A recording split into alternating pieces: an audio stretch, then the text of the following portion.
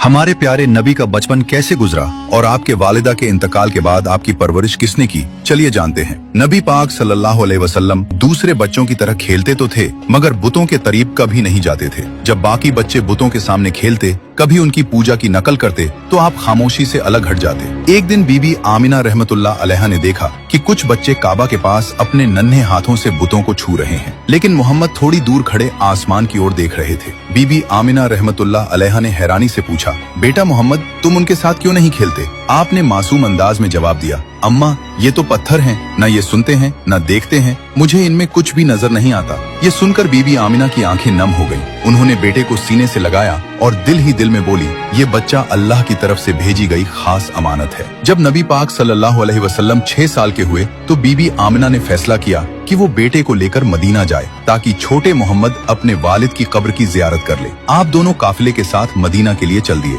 सफर आसान नहीं था, रेगिस्तान की तपती धूप, ऊंटों की सवारी और लंबी दूरी, मगर नन्हे मोहम्मद की आंखों में अजीब सा सब्र और हौसला था। वे मदीना में तकरीबन 1 महीने ठहरे। रिश्तेदारों से मुलाकात हुई। जब वालिद के कब्र पर पहुंचे तो बीबी आमिना ने कहा, बेटा यही तुम्हारे वालिद की कब्र है, वो तुमसे बहुत मोहब्बत करते थे। हुजूर सल्लल्लाहु अलैहि वसल्लम खामोशी से कब्र के पास खड़े रहे। मासूम आंखों से आंसू बहते रहे मगर जुबान से कोई लफ्ज न निकला। मदीना से वापसी पर काफिला अब्वा नाम की जगह पहुंचा। वहीं अचानक बीबी आमिना रहमतुल्लाह बीमार पड़ गई। बीमारी इतनी बढ़ गई कि चलना फिरना भी मुश्किल हो गया। उन्होंने अपने बेटे को सीने से लगाया और कहा, बेटा मोहम्मद, शायद अब मैं तुम्हारे साथ न रह सकूं, मगर याद रखना तुम अकेले नहीं हो, अल्लाह तुम्हारे साथ है। तुम्हें वो जिम्मेदारी मिलेगी जो दुनिया में आज तक किसी और को नहीं मिली। 6 साल के छोटे मोहम्मद सल्लल्लाहु अलैहि वसल्लम की आंखों से आंसू बह रहे थे। कुछ ही देर के बाद बीबी आमिना रहमतुल्लाह अलैहा की रूह परवाज कर गई। हुजूर सल्लल्लाहु अलैहि वसल्लम की आंखों से आंसू थम नहीं रहे थे। काफिले वालों ने आपको वापस मक्का पहुंचाया